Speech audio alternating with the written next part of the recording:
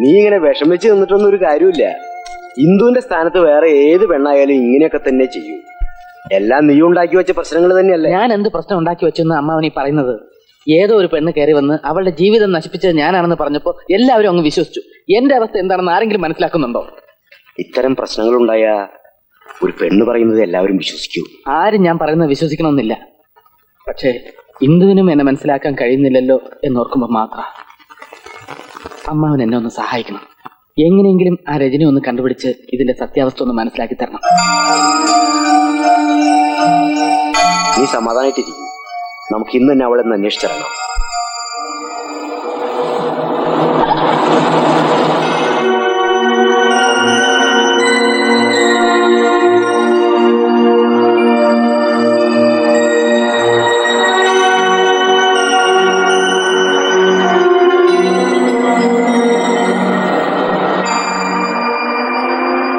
ബാലു, ഞാനൊരു കാര്യം ചോദിക്കുന്നത് കൊണ്ട് തെറ്റിദ്ധാരണയൊന്നും തോന്നരുത്. രജനിയെ നിനക്ക് ഒരു പരിചയമില്ലെന്ന് പറഞ്ഞത് എനിക്ക് വിശ്വസിക്കാമോ? അമ്മാവൻ, ഞാൻ എത്ര പ്രാവശ്യം അമ്മാവൻ... ക്ഷോഭിക്കാൻ വേണ്ടി പറഞ്ഞതല്ല. ഏറെ കളി ഞാൻ ഈ പ്രായം കൊണ്ട് കണ്ടിട്ടുണ്ട്. പക്ഷെ ഇങ്ങനൊരു നാടകം അവൾ കളിക്കേണ്ട ഉദ്ദേശം എന്തെന്ന് എത്ര ആലോചന എനിക്ക് ഒരു പിടിയും കിട്ടുന്നില്ല. അതെ, പരിചയം വേണ്ട. എവിടെങ്കിലും വെച്ച് നീ ഇതിനു മുമ്പ് അവളെ കണ്ടതായി ഓർക്കുന്നുണ്ടോ? അല്ല, ആകാശവാണിയിലെ ഏതെങ്കിലും പ്രോഗ്രാം റെക്കോർഡിങ്ങിനോ വല്ല മാട്ട നാടകത്തിനോ? അങ്ങനെയാണെങ്കിൽ അവൾക്ക് നിന്നോട് വല്ല പ്രേമോ തോന്നിയിരുന്നെങ്കിലോ? ഈ വൺ സൈഡേ. ഇല്ല മാവ, നമ്മുടെ വീട്ടിൽ വെച്ചാണ് ഞാൻ അവളെ ആദ്യമായിട്ട് കാണുന്നത് തന്നെ. അല്ല, ഇനി വേറെ ആരെങ്കിലും ആണെന്ന് രജനി നിന്നെ തെറ്റിദ്ധരിച്ചിട്ടാവോ? അല്ല, ഒരാളുടെ രൂപത്തിൽ തന്നെ 7 പേരുണ്ടെന്നാണല്ലോ പറയാറ്.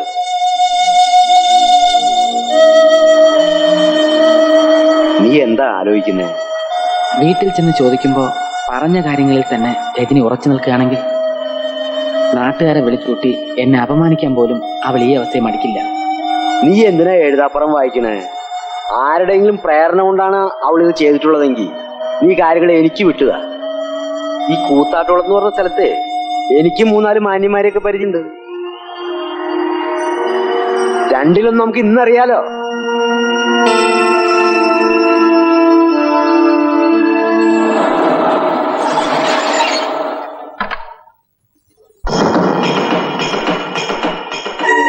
ഇവിടെ ആള് കൂടിയിട്ടുണ്ടല്ലോ. നീ ഇവിടെ ഇരിക്കി, ഞാൻ പോയി നോക്കിട്ട് വരാം.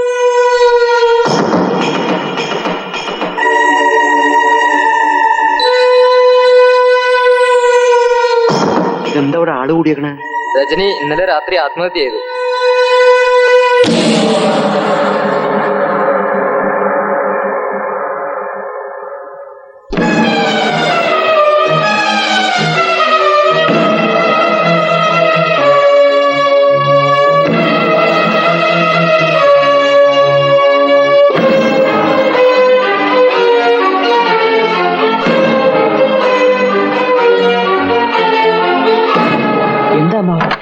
വണ്ടി വിടറ.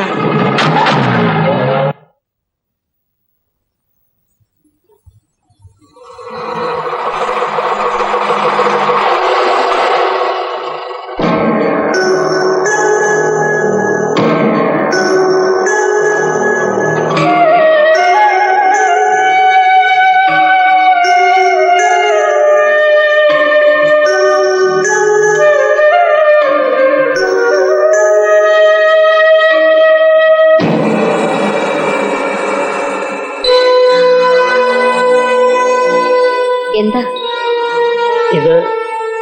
നിങ്ങളുടെ മകന്റെ കുഞ്ഞാണ്. ഇവളെ നിങ്ങളെ ഏൽപ്പിക്കാനാ ഞാൻ വന്നത്. എന്റെ മകൻ ഇങ്ങനൊരു കുഞ്ഞുള്ളതായി എനിക്കറിയില്ല. അത് നിങ്ങളുടെ മകനറിയാം. അമ്മ മരിച്ചെങ്കിലും അച്ഛൻ ജീവിച്ചിരിക്കുമ്പോ ഇവള് അനാഥയെ വളരാൻ പാടില്ല.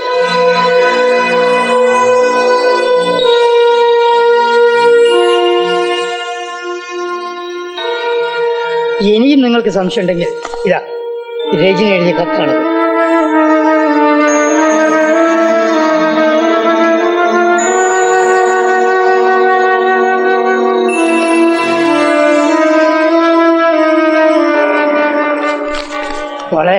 ഇത് മോളുടെ മുത്തശ്ശിയാണ് കേട്ടാ.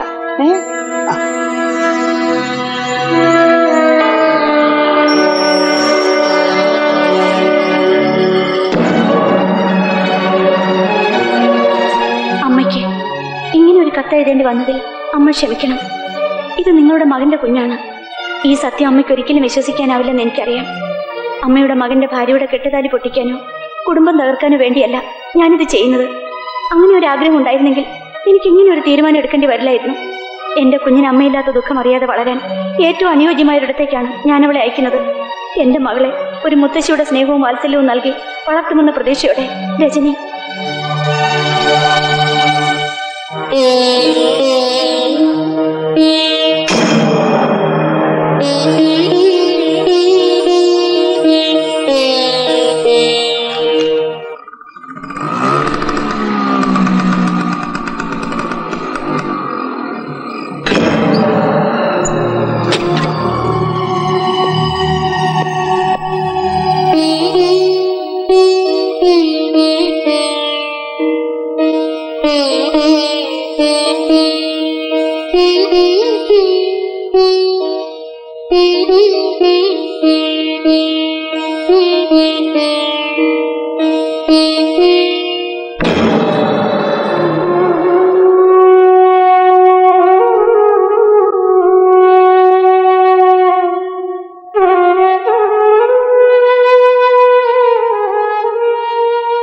ആരാ ഈ കുഞ്ഞിനെ ഇവിടെ കൊണ്ടുവന്നത്?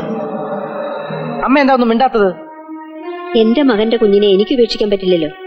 ഏതോ ഒരു സ്ത്രീയിൽ ആർക്കോ ജനിച്ച കുഞ്ഞ് എന്റേതാണെന്ന് അമ്മയും വിശ്വസിക്കാണോ? നിനക്ക് ഇങ്ങനൊരു തെറ്റ് പറ്റിയത് നിന്റെ കല്യാണത്തിന് മുമ്പ് എന്നോട് പറഞ്ഞിരുന്നെങ്കിൽ മറ്റൊരു പെൺകുട്ടിയുടെ കണ്ണുനീര് ഈ വീട്ടിൽ വീഴില്ലായിരുന്നു. അമ്മ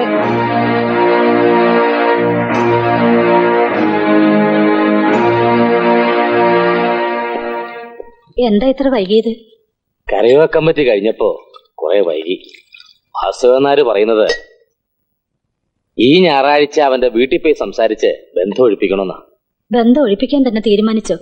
നിങ്ങൾ എന്താ ഈ പറയുന്നത്? ഒന്നുകൂടി ആലോചിച്ചിട്ട് പോരെ? ഇനി എന്ത് ആലോചിക്കാൻ, എല്ലാരും കൂടി ആലോചിച്ചെടുത്ത തീരുമാനമാണ്. അച്ഛാ, ബാലുവേട്ടനെ കൂടാതെ എനിക്ക് ജീവിക്കാനാവില്ല. പിന്നെ എന്തിനാ കെട്ടും പാട്ടം മുറുക്കി നീ ഇങ്ങോട്ട് പോന്നേ? നിനക്ക് അവർ തന്നെ പൊറുക്കാൻ മേലായിരുന്നോ അവർ രണ്ടാം ഭാര്യയായിട്ട്? പിന്നെ ഒരു കാര്യം ഞാൻ പറഞ്ഞേക്കാം, മംഗലശ്ശേരി തറവാട്ടുകാർക്ക് അഭിമാനമാണ് വലുത്. നാട്ടിൽ അവനേക്കാൾ യോഗ്യന്മാരെ ചെറുപ്പക്കാരുണ്ടോന്ന് ഞാനൊന്ന് നോക്കട്ടെ. എന്നെയും ബാലുവേട്ടനെയും തമ്മിൽ പിരിക്കാനാണ് അച്ഛന്റെ തീരുമാനമെങ്കിൽ പിന്നെ ഞാൻ ജീവിച്ചിരിക്കില്ല.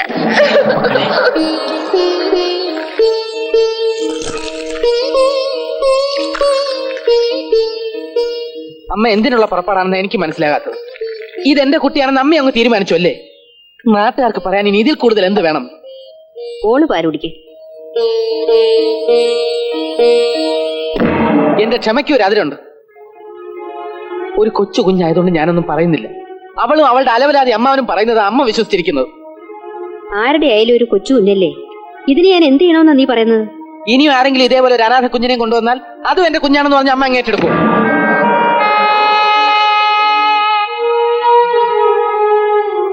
എനിക്ക് ഈ കുഞ്ഞിനെ ഇവിടെ വളർത്തണമെന്നില്ല. ഇതാ, ഇതിനെ വല്ല അനാഥാലയത്തിലോ മറ്റെവിടെയെങ്കിലും കൊണ്ട് ഏൽപ്പിച്ചോളൂ.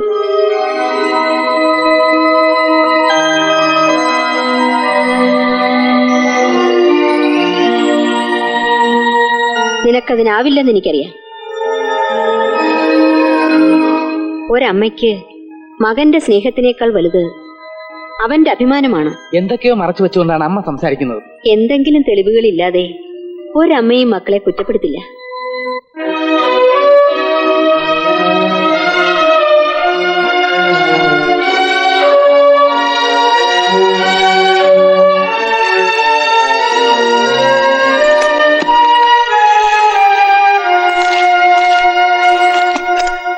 ഇത് വായിച്ചു നോക്ക്.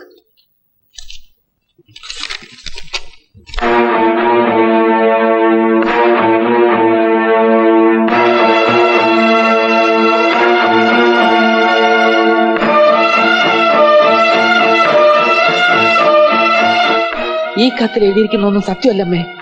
ഇതിന്റെ പിന്നിൽ എന്തൊക്കെയോ ചതികളുണ്ട്. അതെന്താണെന്നറിയാൻ രജനി ഇന്ന് ജീവിച്ചിരിപ്പില്ല.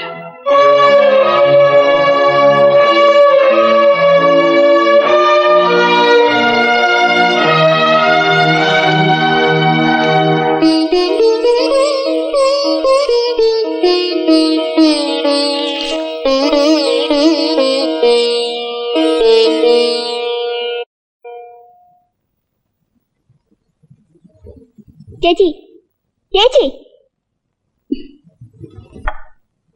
ചേച്ചി ചേച്ചി ചേച്ചി അമ്മേ അമ്മേ ചേച്ചി എന്താ മോളെ അമ്മേ ചേച്ചി വിളിച്ചിട്ട് അനങ്ങുന്നില്ല മോളെ മോളെ മോളെ അയ്യോ ദൈവമേ എന്റെ മോളെ ദേ, നിങ്ങളൊന്ന് ഇങ്ങോട്ട് വന്നേ മോളെ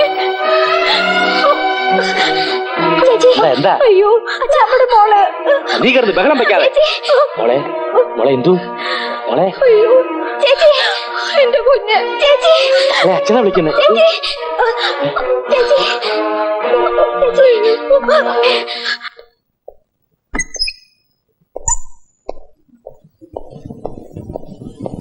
ഇന്നും ഡോക്ടർ വന്നിട്ടുണ്ടോ? ഇല്ല. എന്താ ഡോക്ടർ? പേടിക്കാനൊന്നുമില്ല. ഷീസ് പറയുന്നത് ബോഡി വളരെ വീക്ക് ആയതുകൊണ്ടാ പെട്ടെന്ന് അൺകോൺഷ്യസ് ആയത്. കുറച്ച് റെസ്റ്റ് എടുത്തിട്ട് വൈകുന്നേരം വീട്ടിലേക്ക് പോവാം. വളരെ ഉപകാരം സാർ.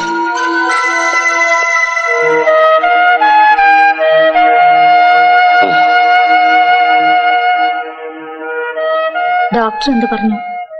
കുഴപ്പമൊന്നുമില്ല. ബാലുവിനെ വിവരം അറിയിക്കണ്ടേ?